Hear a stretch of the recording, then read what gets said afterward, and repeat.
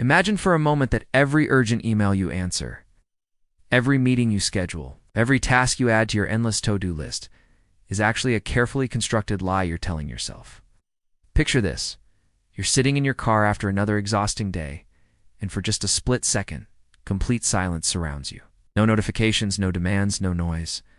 And in that moment, instead of relief, you feel something that terrifies you, a creeping sense of emptiness, a whisper of questions you've been running from, the faint echo of a life you're not sure you recognize anymore. What if I told you that your busyness isn't just poor time management or modern life's demands, but a sophisticated conspiracy you've orchestrated against the most important person in your life? Yourself? If this moment of recognition feels uncomfortably familiar, hit subscribe. This channel explores the truths we're afraid to face, and you're not alone in discovering what lies beneath the chaos you've created. Today, we're going to journey into one of the most pervasive yet invisible prisons of our time, the conspiracy of busyness. We'll explore how chronic overwhelm serves as our most sophisticated avoidance mechanism, a brilliantly disguised escape from the deeper fears, unprocessed grief, and existential questions that demand our attention. This isn't about time management or productivity hacks. This goes much deeper. We're uncovering how we've weaponized chaos against our own consciousness, turning busyness into a drug that numbs us to the very experiences that could transform our lives. The stakes here are profound.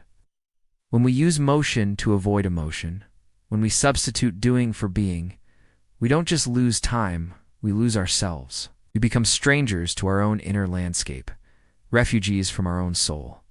The cost isn't just exhaustion. It's the slow erosion of our capacity for depth, meaning, an authentic connection first with ourselves, then with everything that matters. Drawing from anxiety, psychology, and mindfulness philosophy, we'll examine how this conspiracy operates in 4 distinct ways. Each represents a different mask that avoidance wears, a different story we tell ourselves about why we can't stop, can't rest, can't simply be. But here's what I promise you'll discover by the end of our exploration. There's a specific moment when the conspiracy reveals itself completely, when the machinery of avoidance becomes so transparent that you can never unsee it. And in that recognition lies the key to reclaiming not just your time, but your life itself. The question isn't whether you're caught in this conspiracy. The question is, are you ready to see how deep it goes? And more importantly, are you ready to discover who you are when the chaos finally stops? Let's begin this journey into the heart of our most elaborate self-deception. Chapter 1. The Motion-Emotion Exchange. The motion-emotion exchange. When doing becomes our drug. The most dangerous addiction isn't to substances, it's to motion itself. We've created a culture where being busy is worn like a badge of honor, where I'm so swamped has become our default response to how are you. But here's the paradox that reveals the conspiracy. The busier we get, the more we need to be busy. This is what I call the motion-emotion exchange, the unconscious trade we make between constant activity and emotional processing. Every time we reach for another task instead of sitting with a difficult feeling, we're making a deal with our own avoidance. We're saying, I'll trade you this moment of uncomfortable truth for another hour of comfortable distraction. Think about the last time you had nothing to do, really nothing. No emails to check, no errands to run, no content to consume. Can you even remember such a moment? And if you can, what was your immediate impulse? Most of us feel an almost physical need to fill that space, to find something, anything, to occupy our minds. This isn't coincidence, it's conditioning. We've trained ourselves to equate stillness with danger, silence with threat. Wow. Our nervous system has learned that motion equals safety, that doing equals being worthy of love and acceptance. What are we really running from?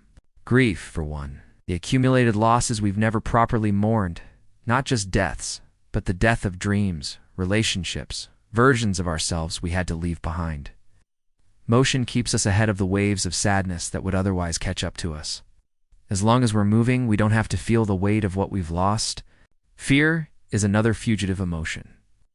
Fear of failure, yes, but also fear of success, fear of our own power, fear of disappointing others, fear of being truly seen. When we're busy enough, we can avoid the terror of asking ourselves what we actually want from life, what we're actually capable of becoming. And then there's the most frightening emotion of all, emptiness. Space between thoughts, the gap between activities, the silence that might reveal we don't know who we are when we're not doing something. This existential vertigo drives us back to motion like a moth to flame. But here's what the anxiety researchers have discovered. Motion without emotion doesn't heal, it hardens. Every time we choose activity over authenticity, we strengthen the neural pathways of avoidance, become more skilled at running, more addicted to the drug of distraction, more disconnected from our own inner wisdom. The mindfulness traditions understood this thousands of years ago. They knew that the mind's natural tendency is to seek stimulation, to avoid the discomfort of simply being.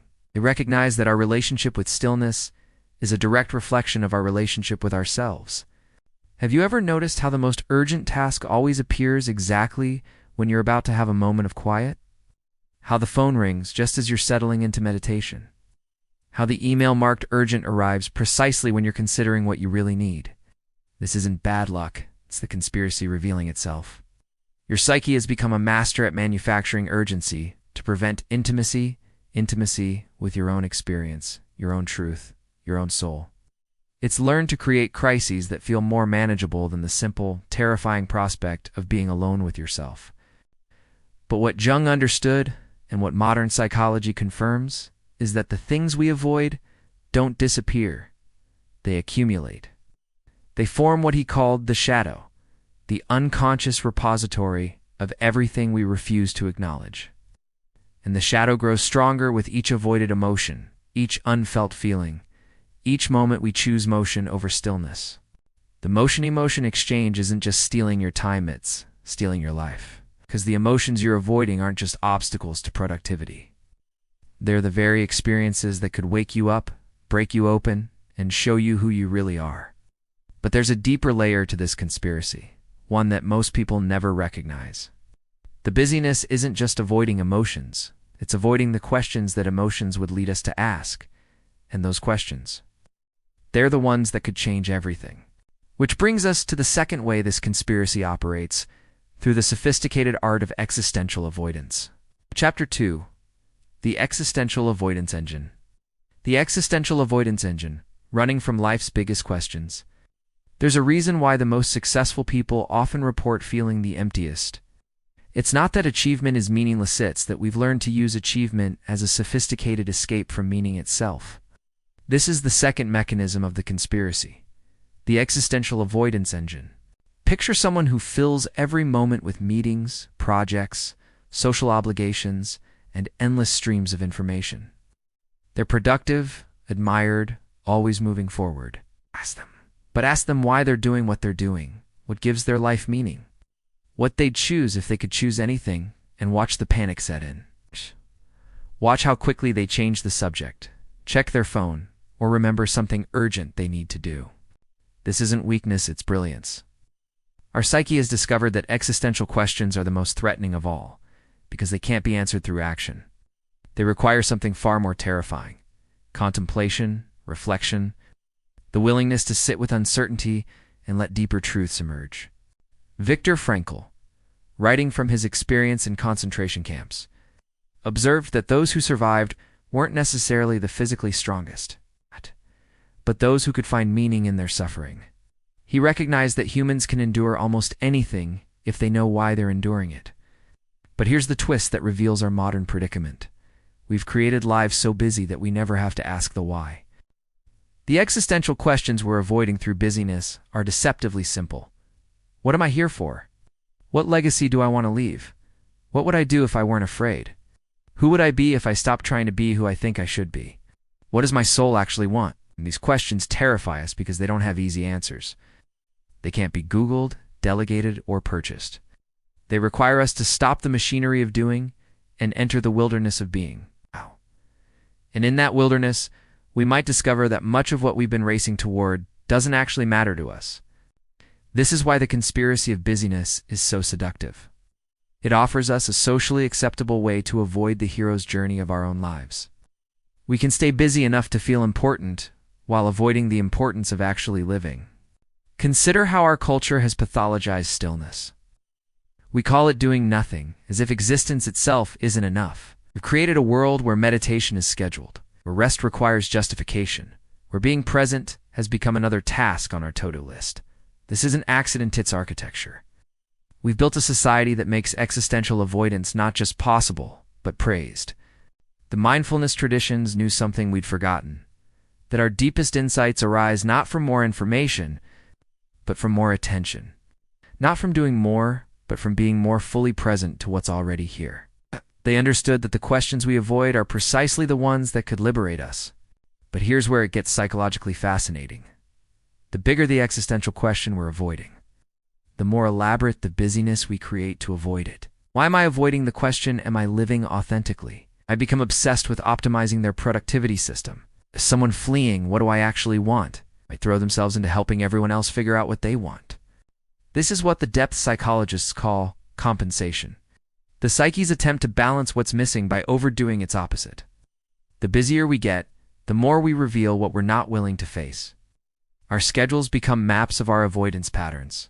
Have you ever noticed how some of your most profound insights come, not during busy moments, but in the spaces between them? In the shower, on a walk, during that quiet moment before sleep? This isn't coincidence, it's evidence that wisdom requires space, that meaning emerges from stillness, that our deepest truths can only be heard when we stop making so much noise. The existential avoidance engine doesn't just keep us from our big questions, it keeps us from the kind of thinking that could answer them. It fragments our attention, scatters our energy, and ensures we never have the sustained contemplation that profound questions require. But there's something even more insidious happening here. The conspiracy doesn't just prevent us from asking meaningful questions, it actually makes us afraid of the answers.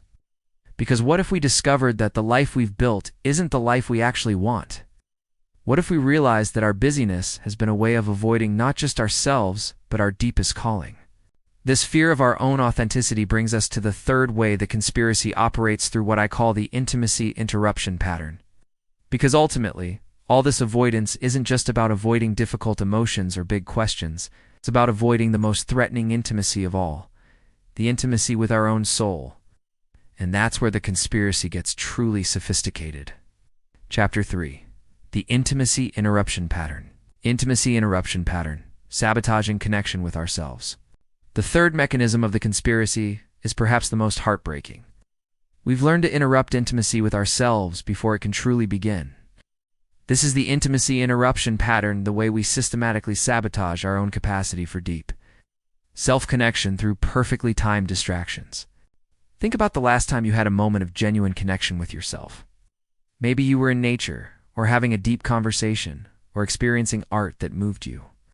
In that moment, you felt something profound, a sense of coming home to yourself, of recognizing who you really are beneath all the roles and masks. It was beautiful, perhaps even transformative. And then what happened? Did your phone buzz? Do you remember something you had to do? Did a wave of anxiety about being unproductive wash over you? Did you suddenly feel the need to check email, scroll social media, or find some task to occupy your mind? This isn't coincidence, it's the conspiracy's most sophisticated defense mechanism. The psyche that has learned to avoid itself becomes terrified of the very intimacy it most craves. It's learned that getting too close to your own truth is dangerous, that self-knowledge leads to demands for change, that authentic self-connection requires letting go of comfortable illusions. Research in attachment psychology shows us that our relationship with ourselves mirrors our early attachment patterns. If we learned that connection was unsafe, that intimacy led to abandonment or overwhelm, then our internal world becomes a place we don't want to spend time. We become internally avoidant. Using busyness the same way some people use relationships as a way to feel connected while avoiding true intimacy. But here's the paradox that reveals the pattern. The moments when we most need self-connection are precisely when the interruption impulse is strongest, when we're facing a difficult decision, processing grief, or sensing that something in our life needs to change. These are exactly the moments when the urgent email appears, when the crisis demands attention, when the busyness becomes most seductive. This is psychological self-sabotage at its most refined. We've learned to weaponize our own distractibility against our own wisdom. Every time we're on the verge of a breakthrough, insight, or moment of clarity, the conspiracy kicks in with a perfectly timed interruption. Notice how this plays out in your own life. How often do you set aside time for reflection, journaling, simply being alone with your thoughts only? to find yourself reaching for your phone within minutes? How often do you plan a quiet evening, a retreat, or even just a technology-free hour, only to discover reasons why it's not possible right now? The mindfulness teachers call this spiritual materialism, the way we can even turn our attempts at presence into another form of doing. We schedule meditation like meetings, turn self-care into productivity, and measure our spiritual growth like business metrics. Even our attempts to connect with ourselves become another way to avoid actual connection. But the deeper truth is that intimacy with ourselves requires something our busy culture actively discourages: patience. Real self-knowledge doesn't emerge on demand. It unfolds slowly, like a shy animal that only approaches when we're completely still. It requires what the mystics called holy waiting, the willingness to be present without agenda, to listen without trying to fix, to simply be with ourselves, without immediately trying to improve the experience. This is why the Intimacy Interruption Pattern is so effective. It ensures we never stay still long enough for our deeper wisdom to emerge. We never spend enough sustained time in our own company to move past the surface chatter and reach the profound insights that live in the quiet depths. The pattern becomes self-reinforcing, because each interrupted moment of potential intimacy teaches us that solitude is uncomfortable, stillness is anxiety-provoking, that being alone with ourselves is somehow threatening. We learn to associate self-connection with discomfort rather than nourishment, with problems rather than solutions. Have you ever noticed that your most profound insights about relationships come not when you're with other people, but when you're alone, reflecting on those relationships? Your clearest career insights emerge not during meetings, but during quiet walks. Your deepest spiritual experiences happen not in the midst of activity, but in moments of pure presence. This is because true intimacy, whether with ourselves or others, requires what psychologists call mentalizing, the capacity to reflect on mental states, to understand the deeper patterns of thought and feeling that drive behavior. But mentalizing requires space, time, and the willingness to be curious rather than immediately reactive. The conspiracy of busyness ensures we never develop this capacity. It keeps us reacting rather than reflecting, doing rather than being, moving rather than moving deeper. It protects us from the kind of self-knowledge that could actually change our lives. But there's one more layer to this conspiracy, one that might be the most important of all. Because all of this avoidance of emotion, of meaning, of intimacy, serves one ultimate purpose. It keeps us from discovering our own power. And that discovery is what the final mechanism of the conspiracy works hardest to prevent. Chapter 4. The Power Prevention Protocol. The Power Prevention Protocol. The ultimate conspiracy. The deepest layer of the conspiracy of busyness isn't about avoiding emotions, existential questions, or even self-intimacy. It's about preventing you from discovering something that would change everything: your own power. This is the Power Prevention Protocol, the way chronic busyness serves as a sophisticated system to keep you from recognizing who you really are and what you're actually capable of. Here's the terrifying truth that the conspiracy works so hard to conceal. You are far more powerful than you've been taught to believe. Not power over others, but power to create, to choose, to transform not just your own life, but the lives of everyone around you. The power to live so authentically that you become permission for others to do the same. But this kind of power comes with responsibility. It means you can no longer blame your circumstances, your past, or other people for the shape of your life. It means owning that you are the author of your own story, the architect of your own experience, the creator of your own reality. And for most of us, that level of responsibility feels overwhelming, so we stay busy. We fill our lives with so many obligations, commitments, and distractions that we never have to face the profound question: what would I create if I truly believed in my own power? Think about the moments in your life when you felt most powerful, not powerful over others, but powerful within yourself. Times when you acted from your deepest truth, when you said what needed to be said, when you chose courage over comfort. Those moments, weren't you also most present, most still inside, most connected to something deeper than your to-do list? This is no coincidence. Real power emerges from presence, not from productivity. It comes from depth, not from speed. It requires the kind of sustained attention that busyness specifically prevents. The conspiracy keeps us skimming across the surface of our own lives, so we never dive deep enough to discover what's actually possible. The psychology research on flow states reveals something crucial. Peak performance and peak fulfillment both require the same thing-complete absorption in the present moment. But absorption requires letting go of the background noise of endless tasks, future worries, and past regrets. It requires becoming so fully here that the power that's always been available can finally flow through us. But here's where the conspiracy gets truly sophisticated. It doesn't just prevent us from accessing our power, it makes us afraid of it. We've been conditioned to believe that powerful people are selfish, that success requires sacrificing relationships, that being authentic means being difficult. We've learned to associate power with corruption rather than with creation, with domination rather than with love. This fear of our own power shows up in subtle ways. Procrastinate on projects that could showcase our capabilities. Stay in jobs that underutilize our gifts. Avoid conversations that could deepen our relationships. We turn down opportunities that could expand our influence, all while staying busy with activities that feel important but never quite challenge us to grow. The existentialists understood this pattern. Sartre wrote about bad faith, the way we pretend we don't have choices in order to avoid the anxiety of freedom. We convince ourselves we're trapped by our circumstances, our obligations, our limitations. But the truth is, we're often trapped by our own unwillingness to recognize our power to choose differently. Nietzsche saw it too. He wrote about the will to power not as domination over others, but as the drive to become who we're capable of becoming. He understood that most people prefer the familiar suffering of limitation to the unfamiliar responsibility of potential. It's easier to stay busy and overwhelmed than to risk discovering what we might achieve if we focused our energy. This is why the power prevention protocol is so insidious. It doesn't deny that you have power, it just ensures you never get quiet enough, focused enough, or present enough to access it.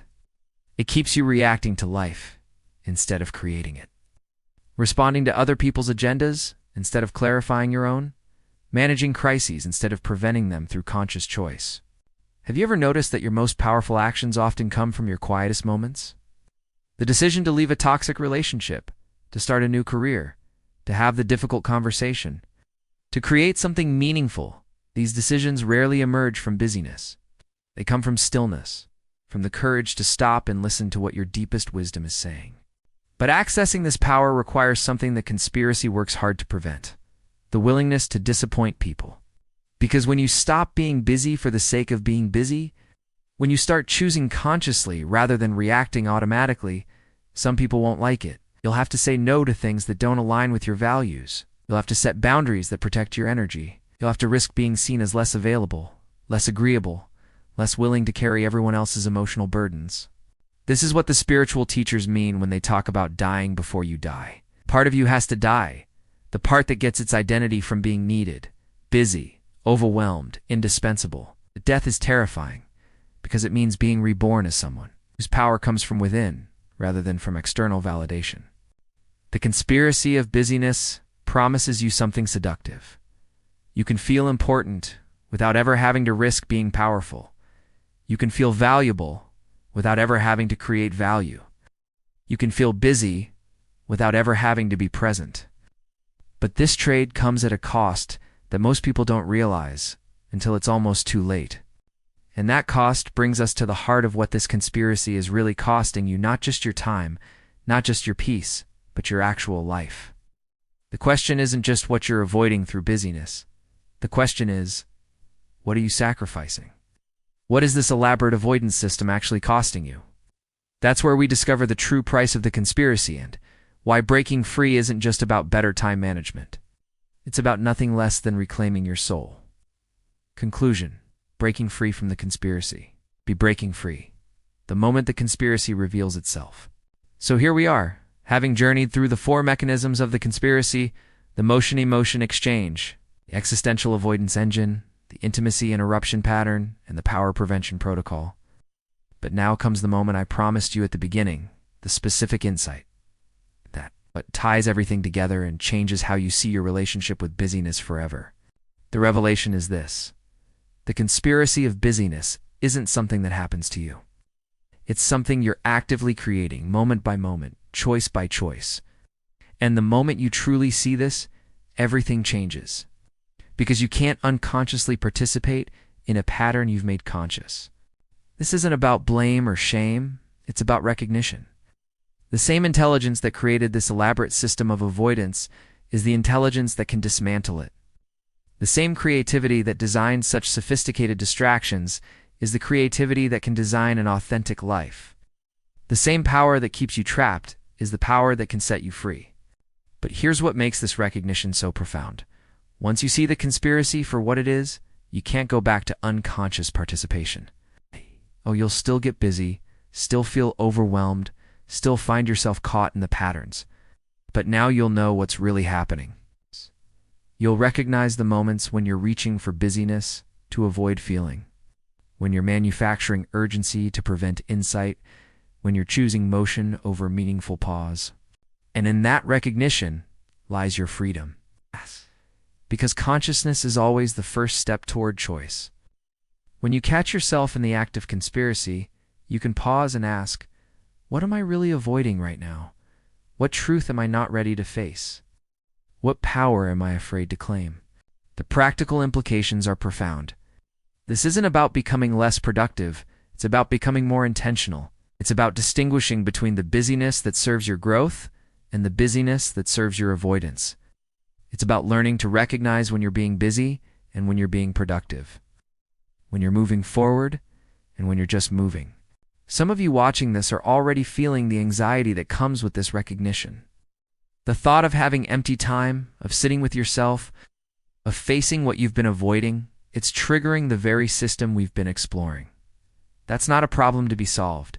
It's information to be received. The anxiety is showing you exactly where the work needs to be done. Start small, not with dramatic life changes, but with moments of conscious choice. The next time you feel the impulse to fill empty time, pause and ask, am I reaching for this distraction because I need it or because I'm avoiding something? The next time you feel overwhelmed, ask, how much of this chaos is actually necessary and how much am I creating to avoid stillness? These questions will begin to unravel the conspiracy thread by thread, because the system only works when it's unconscious. When you start noticing the pattern, questioning the urgency, recognizing the avoidance, the conspiracy begins to lose its power over you. But here's the most important truth of all. Breaking free from the conspiracy of busyness isn't about finding more time. It's about reclaiming your life. It's about remembering that you are not your tasks, not your productivity, not your endless stream of obligations. You are the consciousness that experiences all of these things. You are the awareness that can choose differently. The mystics and philosophers throughout history have pointed to the same truth. The answers you seek, the peace you crave, the power you need, none of it lies in the next task, the next achievement, the next busy day. It all lies in the willingness to stop, to be present, to meet yourself in the stillness that busyness is designed to prevent. So I'll leave you with this contemplation. What would become possible in your life if you stopped conspiring against yourself? What would you create if you trusted that you are enough, exactly as you are, without all the busy proof of your worth? Who would you become if you had the courage to stop doing and start being? The conspiracy of busyness has stolen enough of your life. It's time to reclaim what's yours. Not just your time, but your presence, your power, your authentic self. The chaos you've created to avoid yourself is nothing compared to the peace you'll discover when you finally come home. Share in the comments. Which of these 4 mechanisms resonates most powerfully with your experience? Have you caught yourself in the act of conspiracy? What's the one pattern you're ready to make conscious? Your insights might be exactly what someone else needs to hear to begin their own journey toward freedom. If this exploration has stirred something within you, consider sharing it with someone who might need this recognition too. Subscribe to continue this journey into the mysteries of the psyche and the courage to live authentically. And remember, the moment you stop running from yourself is the moment your real life begins. The conspiracy ends when you choose consciousness over chaos, presence over productivity, being over busyness. That choice is always available. The choice is always now.